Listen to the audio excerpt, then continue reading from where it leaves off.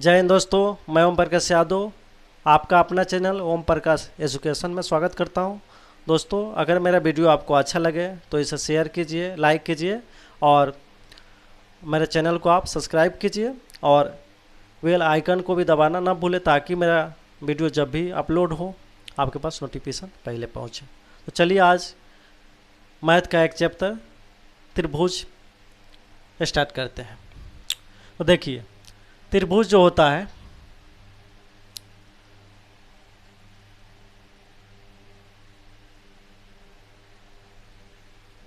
ये रहा आपका त्रिभुज ए बी सी।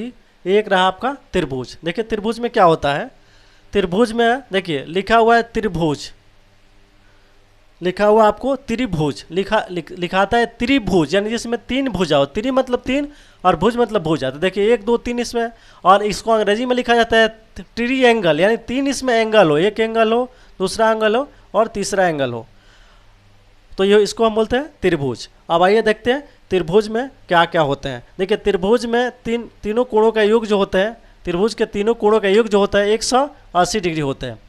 ये कोण अगर 60 है, ये 60 है, ये 60 है, तो तीनों जोड़ेंगे तो कितना हो जाएगा 180। तो त्रिभुज ये कोण जो होता है अंदर के कोण, ये अंदर का त्रिभुज के अंदर के कोण को हम बोलते हैं अंत कोण।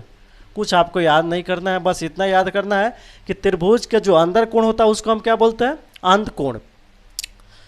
तो चलिए अंत कोणों का जो पूछ देगा कि अंत कोणों का योग त्रिभुज के, पूछ दिया कि त्रिभुज के अंत कोणों का योग कितना होगा। अंत कोणों का योग कितना होगा, तो आप बोलिएगा कितना, 60 60 60 कितना हो जाएगा, यानी 180 डिग्री होता है। त्रिभुज के अंत कोणों का योग कितना होता है, 180 डिग्री होता है। वही इसको क्या करेंगे, हम इस भुजा को बढ़ा देंगे आगे, इस भुजा को क्या करेंगे, हम इसको आगे बढ़ा देंगे, इस भुजा को जो है आगे बढ़ा देंगे। तो देखिए यहाँ भी एक एंगल बन जाएगा, यहाँ पर भी एक एंगल बनेगा, यहाँ पर भी एक एंगल बनेगा और यहाँ पर भी एक एंगल बनेगा। इस एंगल को क्या बोलेंगे, इसको बोलेंगे हम बाह्य कोण, इसको बोलेंगे हम बाह्य कोण बोलेंगे, इसको क्या बोलेंगे हम, बाह्य कोण। तो त्रिभुज में 3 अंत कोण होता है और 3 बाह्य कोण होता है। तो ये बाह्य कोण जो होता है, देखिए आपको बताए थे ऐसे कि एक रेखा है और उसके ऊपर जो कोण बनेगा 180 डिग्री बनेगा। तो ये भी एक रेखा है, इसके ऊपर जो बनेगा 180 डिग्री, तो 60 है तो यहाँ कितना बनेगा 120 डिग्री बनेगा, तब तो जाके 180 डिग्री होगा। उसी तरह ये 60 है तो 120 डिग्री बनेगा, उसी तरह ये 60 है तो 120 डिग्री बनेगा। यानी त्रिभुज के बाह्य कोणों का योग कितना हो जाएगा आपको, 120 120 120 कितना हो जाएगा, 360 डिग्री हो जाएगा। कितना हो जाएगा आपको, 360 डिग्री हो जाएगा। चलिए आप पूछ सकता है कि त्रिभुज के एक अंत कोण और बाह्य कोण का योग कितना होगा, था 180 डिग्री होगा। बोलेगा कि त्रिभुज के बाह्य कोण प्लस अंत कोण, दोनों का योग पूछ देगा कितना हो जाएगा। बाह्य कोण कितना होगा 120 डिग्री और अंत कोण 60 डिग्री, यानी कितना हो जाएगा 120 और 60 180 डिग्री हो जाएगा। तो याद रखिएगा, ये रहा त्रिभुज के अंत कोण और बाह्य कोण का कंसेप्ट। आगे चलिए आपको बताते हैं।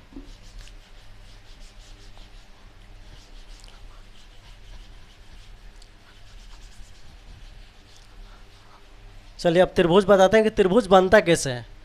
तो आप याद रखिएगा, ये रहा आपका त्रिभुज ए बी सी। आपको पता है कि ए के सामने वाले को इसको ये भुजा जो है इसको बोलते हैं हम ए, और ये बी के सामने वाले को इसको बोलते हैं बी, सी के सामने वाले को बोलते हैं इसको सी, यानी 3 भुजा हो गया। त्रिभुज का 3 भुजा हो गया। अब देखिए हम क्या करेंगे। अब देखिए त्रिभुज के निर्माण का शर्त होता है, त्रिभुज के निर्माण के शर्त, त्रिभुज के निर्माण का शर्त है, पहला शर्त है आपको कि a प्लस बी बड़ा होना चाहिए c से। दूसरा शर्त है कि a प्लस सी बड़ा होना चाहिए b से। और तीसरा शर्त है कि b प्लस सी बड़ा होना चाहिए a से। ये शर्त है, तीनों शर्त है। अगर ये तीनों फ्लो कर रहा है, तीनों शर्त लागू हो रहा है, तभी त्रिभुज का निर्माण होगा। यानी आपको ये भुजा दिया हुआ है और तीनों भुजा यहाँ पर बैठा के चेक करिएगा, तब आपको कन्फर्म पता चलेगा कि त्रिभुज का निर्माण होगा कि नहीं। जैसे देखिए कैसे हम बताते हैं, एक क्वेश्चन ले लेते हैं। आपको क्वेश्चन दिया हुआ आपको कि निम्न विकल्प में किससे त्रिभुज का निर्माण होगा। निम्न विकल्प में किससे त्रिभुज का निर्माण होगा। ऑप्शन में आपको दिया हुआ है 9 cm, 6 cm और 2 cm। बी नंबर में आपको दिया हुआ है 11 cm, 3 cm और 12 cm। और सी नंबर में आपको दिया हुआ है 3 cm, 5 cm और आपको 8 cm। उसी तरह डी नंबर में आपको दिया हुआ है 5 cm, 7 cm और 13 cm। देखिए एक क्वेश्चन दिया हुआ है कि निम्न विकल्प में से किससे त्रिभुज का निर्माण होगा। किससे त्रिभुज का निर्माण होगा, ये दिया हुआ है। ये आपका त्रिभुज का भुजा दिया हुआ है 9 centimetre, 6 centimetre, 2 centimetre, 11 centimetre, 3 centimetre, 12 centimetre. कह रहा है कि त्रिभुज का निर्माण इनमें से किनसे त्रिभुज का निर्माण होगा। तो देखिए आइए हम बारी बारी से चेक करते हैं। पहला ले लेते हैं 9, 6, 2। इसको मान लेते हैं ये है, इसको बी मान लेते हैं, इसको सी मान लेते हैं। मानकर आप चेक करते हैं। देखिए इस पर चेक करिए। देखिए ए प्लस बी दोनों जोड़ने पर ये सी से बड़ा होना चाहिए। तो चलिए जोड़ते हैं। 9, 6, 15 2 से बड़ा है, निर्माण हो सकता है। फिर देखिए ये चेक करेंगे ए और सी जोड़ने पर बी से बड़ा होना चाहिए। तो ए और सी जोड़ेंगे तो 9 और 2 11, 6 से बड़ा है तो ये भी लागू हो जा रहा है, यानी 2 लागू हो गया सर। तीसरा शर्त है बी प्लस सी ए से बड़ा होना चाहिए। तो बी और सी 6, 2, 8 बड़ा होना चाहिए 9 से। तो देखिए 6, 2, 8 हो रहा है, दोनों जोड़ने पर 8 हो रहा है, 9 से बड़ा होना चाहिए ना। तो 9 से छोटा हो जा रहा है, इसलिए ये त्रिभुज का निर्माण नहीं करेगा। ये त्रिभुज का निर्माण नहीं करेगा। अगला चलिए हम चेक करते हैं शर्त पर। इसको ये मान लेते हैं, इसको बी और इसको सी। तो देखिए 11 ए प्लस बी सी से बड़ा होगा। तो 11 और 3 कितना हो जाएगा 14। 12 से बड़ा है 14 तो निर्माण होगा। पहला शर्त ये कवर कर रहा है। दूसरा शर्त देखिए ए प्लस सी बड़ा होना चाहिए बी से। तो ए और सी 11 12 कितना हो जाए 23। 3 से तो बहुत बड़ा है, तभी ये भी शर्त पूरा करा। बी वाला, सी वाला चेक करेंगे बी प्लस सी। तो बी प्लस सी 12, 3, 15, 11 से 15 भी बड़ा होता है, ये त्रिभुज का निर्माण करेगा। चलिए और भी दोनों चेक कर लेते हैं। इसको मान लेते हैं, इसको बी और इसको सी। देखिए ए प्लस बी 5, 3, 8, 8 और 8 बराबर हो जाता है। यही ये गलत है, त्रिभुज का निर्माण करवे नहीं करा, क्योंकि बराबर नहीं होना चाहिए, बड़ा होना चाहिए। देखिए इसको मान लेते ए और इसको बी और इसको सी। तो देखिए 5, 7, 5, 12, 7, 5, 12 13 से बड़ा होना चाहिए, तो छोटा हो जा रहा है, भी निर्माण नहीं करेगा। यानी बी नंबर जो है सही है। इस पर बहुत तरह के क्वेश्चन आपको ऑप्शन चेंज करके दे सकता है, लेकिन आपको अगर कंसेप्ट पता है, ये शर्त पता है, तो आप चेक कर लेंगे और चेक करके क्वेश्चन को सॉल्व कर सकते हैं। चलिए आगे देखते हैं।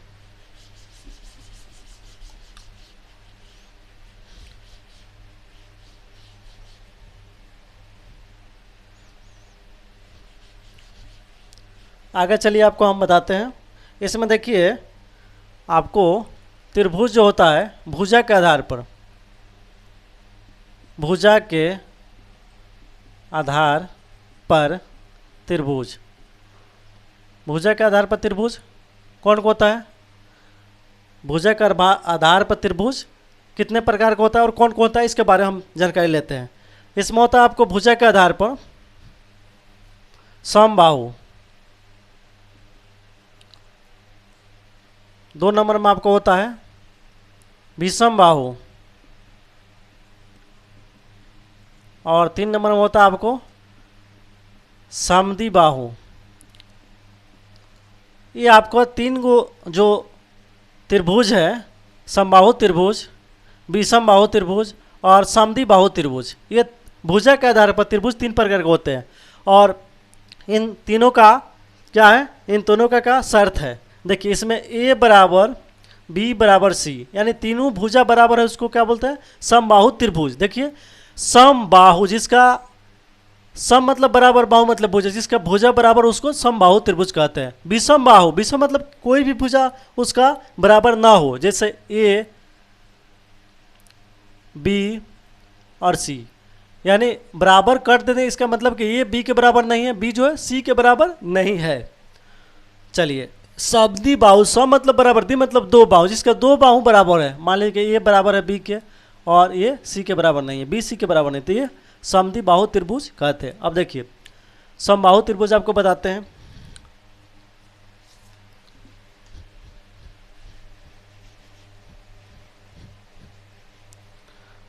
अब देखिए आपको इसमें होता है आपको कोण के आधार पर, ये तो आपको भुजा के आधार पर हो गया। अब आपको हम बताते हैं कोण के आधार पर त्रिभुज। कोण के आधार पर त्रिभुज कितने प्रकार के होते हैं तो बताते हैं। देखिए, एक होते हैं आपका न्यून कोण, ये कोण के आधार पर हो गया न्यून कोण त्रिभुज। दूसरा आपका होता है समकोण त्रिभुज,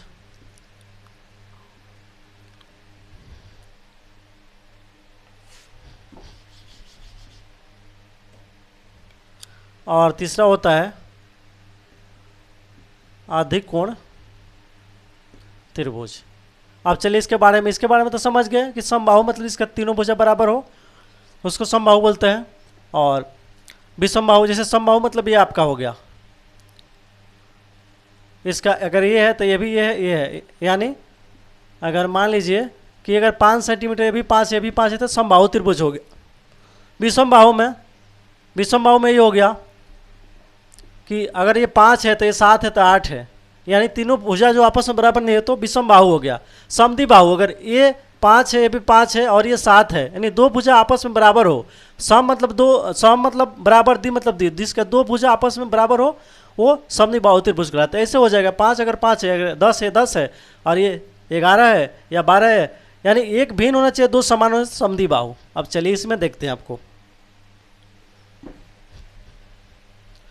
देखिए आपको बताया था कि न्यून कोण किसको बोलते हैं, जो 0 डिग्री से बड़ा हो और 90 डिग्री से छोटा हो। तब मान लीजिए जैसे त्रिभुज अगर दे दिया और 90 से हम कम लेंगे, यानी इसको मान लीजिए 80 ले लेते हैं, इसको 30 ले लेते हैं और इसको 50 ले लेते हैं। तो देखिए 30 50 80 80 80, आप उसको मतलब ऐसा लेना है कि आपका कितना हो जाए, 180 हो जाए। इसको 50 ले लेते हैं, तो देखिए ये हो जाएगा न्यून कोण त्रिभुज, यानी 50 50 100 80 180 हो जाएगा। यानी 0 से इसमें तीनों कोणों को चेक किया जाएगा कि 0 से बड़ा हो और 90 से छोटा हो। तो देखिए 0 से बड़ा है, 80 भी बड़ा है, 50 भी बड़ा है, 50 भी बड़ा है और 90 से छोटा है, तो ये हो गया न्यून कोण त्रिभुज। अब देखिए इसमें समकोण त्रिभुज में क्या होगा, एक कोण इसमें 90 डिग्री हो। इसका शर्त है कि इसका मान ली ए है, ये बी है और ये सी है, तो इसमें एक कोण जो है 90 डिग्री हो, उसको समकोण त्रिभुज कहते हैं। इसमें एक कोण 90 डिग्री हो, ये 90 डिग्री हो, तो 90 डिग्री हो तो ये 45 हो जाएगा, ये भी 45 हो जाएगा, तो ये समकोण त्रिभुज होगा। अधिक कोण त्रिभुज में होता कहता है कोई, लिखता है कि कोई एक कोण 90 डिग्री से बड़ा हो। देखिए याद रखिएगा कि अधिक कोण अगर त्रिभुज पूछेगा तो इसमें कोई एक कोण 90 डिग्री से बड़ा होगा, उसको अधिक कोण त्रिभुज कहते हैं। जैसे मान लीजिए ये त्रिभुज आपका हो गया और ये मान लीजिए ये 100 डिग्री है, तो जाहिर सी बात है कि ये 100 है तो ये 40 हो जाएंगे और ये 40 हो जाएंगे। यानी 90 डिग्री से बड़ा, एक सिर्फ 90 डिग्री से बड़ा होना चाहिए, बस एक बड़ा हो गया, बाकी 40 चले 80 100 180 हो गया। तो चलिए ये आपका रहा बेसिक कंसेप्ट।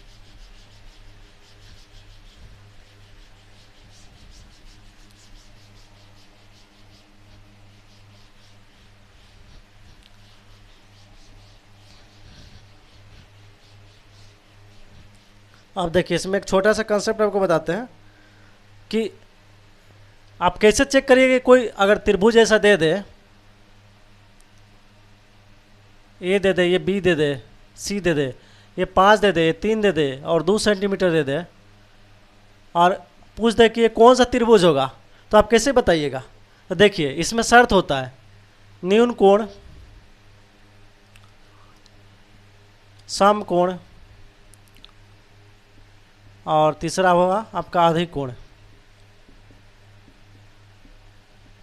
ये तीनों का शर्त आपको याद रहेगा तब जाके आप पहचान पाइएगा, नहीं तो आप नहीं पहचान पाइएगा कि मतलब। अब देखिए इसमें शर्त है कि ये ए स्क्वायर बी स्क्वायर बड़ा होना चाहिए सी स्क्वायर से।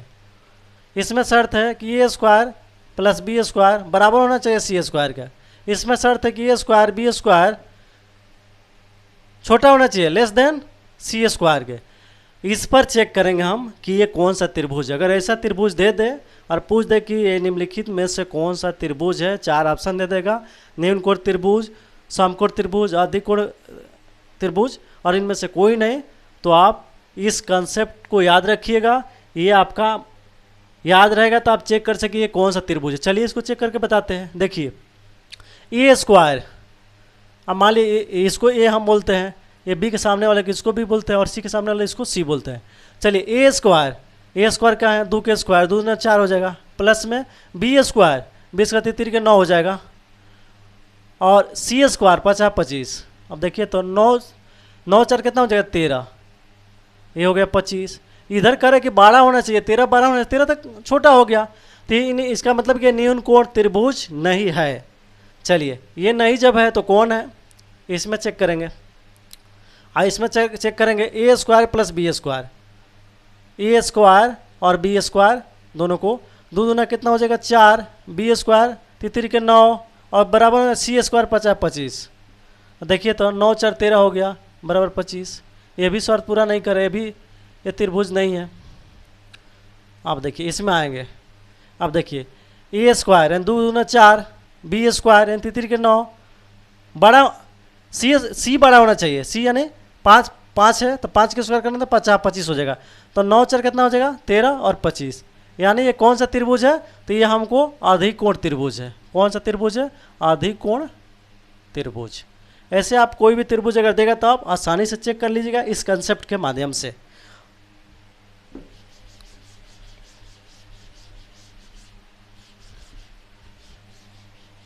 चलिए और देखते हैं 2-3 क्वेश्चन इस पर देखते हैं, कुछ कंसेप्ट देखते हैं, फिर उसके बाद क्वेश्चन देखेंगे।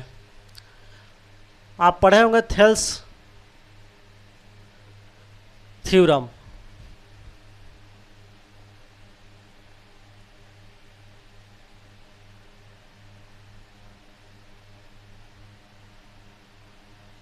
आप थेल्स थ्योरम पढ़े होंगे। थेल्स थ्योरम की खासियत क्या आपको हम बताते हैं।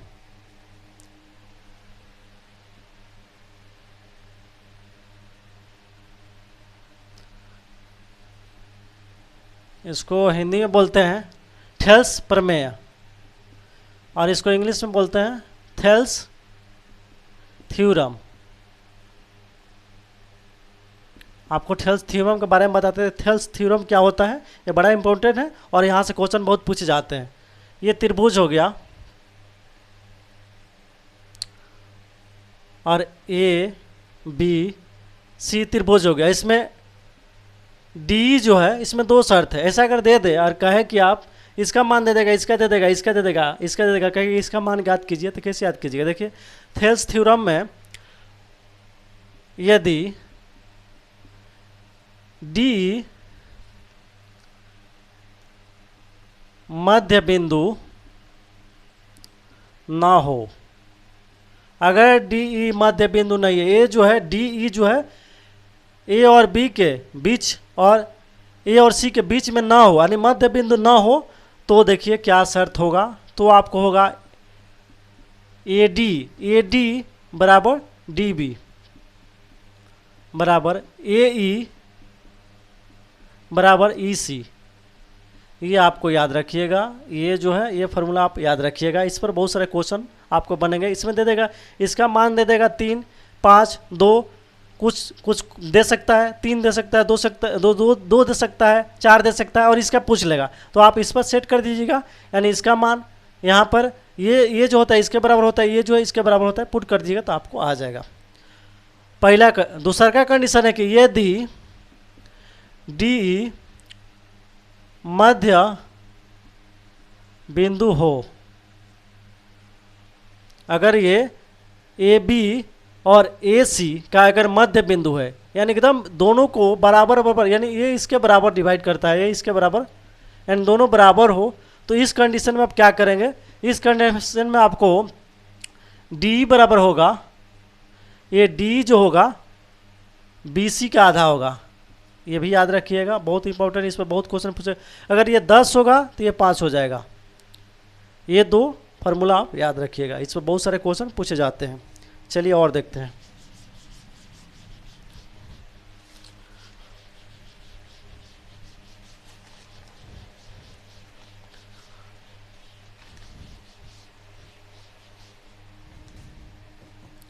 चलिए आपको बताते हैं हम समरूप त्रिभुज क्या होता है। आपको समरूप त्रिभुज के बारे में बताते हैं कि समरूप त्रिभुज क्या होता है।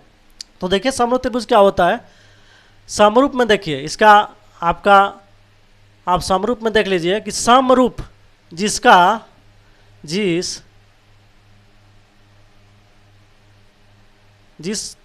दो त्रिभुज का रूप समान हो लेकिन आकार बड़ा या छोटा या समान हो। देखिए समरूप त्रिभुज में रूप एक जैसा हो सकता है लेकिन आकार बड़ा छोटा या एक समान कुछ भी हो सकता है। जैसे मान लीजिए कि ये एक त्रिभुज हो गया, ये आपका एक त्रिभुज हो गया ए बी सी, हमने लिख दिया। एक छोटा सा त्रिभुज बना दिया, इसे छोटा है, इसको डी ई एफ मान लिया, दो त्रिभुज हो गया। तो देखिए इसका रूप समान है, रूप तो एक जैसा है लेकिन ये इससे छोटा है, लेकिन ये समरूप त्रिभुज होगा। ए बी सी त्रिभुज ए बी सी, ये किस समरूप होगा, समरूप होगा त्रिभुज डी ई एफ, ये समरूप होगा क्योंकि इसका रूप एक समान है। मान लीजिए कि 10 सेंटीमीटर है, ये 10 है, ये 10 है, ये मान लीजिए 5 है, 5 है, 5 है, फिर भी ये समरूप है, इसका रूप एक जैसा है। भले आकार में छोटा हो सकता है, बड़ा हो सकता है, इससे छोटा हो सकता है, इससे बड़ा हो सकता है, इसके बराबर भी हो सकता है। तो ये रहा आपका समरूप त्रिभुज का कंसेप्ट। हम देखिए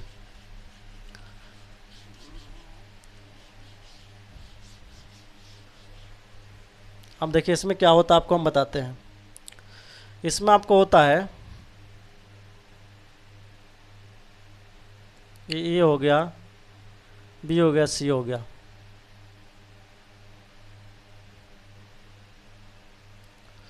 ये भी, ये डी हो गया, ई हो गया और एफ हो गया। ये दो त्रिभुज हो गए। अब देखिए इस दोनों त्रिभुज में ये मान लीजिए 60 डिग्री हो गया, ये भी 60 हो गया, ये भी 60 हो गया, ये भी 60 हो गया, ये भी 60 हो गया, ये भी 60 हो गया। तो देखिए आप याद रखिएगा कि समरूप का नियम है, समरूप का नियम है,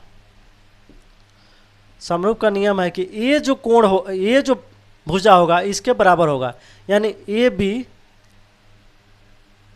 ये हो गया आपका ए बी किसके बराबर होगा, ए बी समरूप होगा, समानुपाती होगा डी ई के, ए बी समानुपाती होगा डी ई। फिर आपका ए सी समानुपाती होगा इसका है डी एफ का, ये बराबर होगा आपस में। फिर आपका बी सी किसके बराबर होगा, ई एफ के बराबर होगा, यानी बी सी बराबर ई एफ। ये आपका याद रखिएगा फार्मूला, ये आपका समरूप का नियम है, समरूप का फार्मूला है। अब क्या करेंगे, अगर इन दोनों का अगर पूछ दिया, एरिया निकालने के पूछ दिया कि त्रिभुज ए बी सी का क्षेत्रफल ज्ञात कीजिए।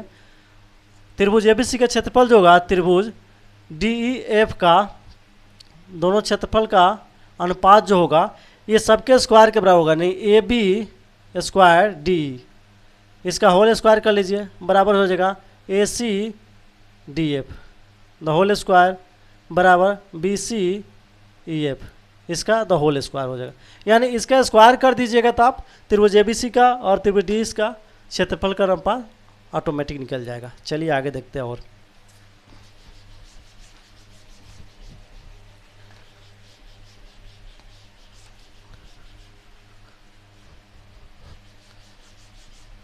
चलिए आपको हम बता देते हैं कि आपको तो हम समरूप त्रिभुज का नियम बता दिए, और नियम कहता है,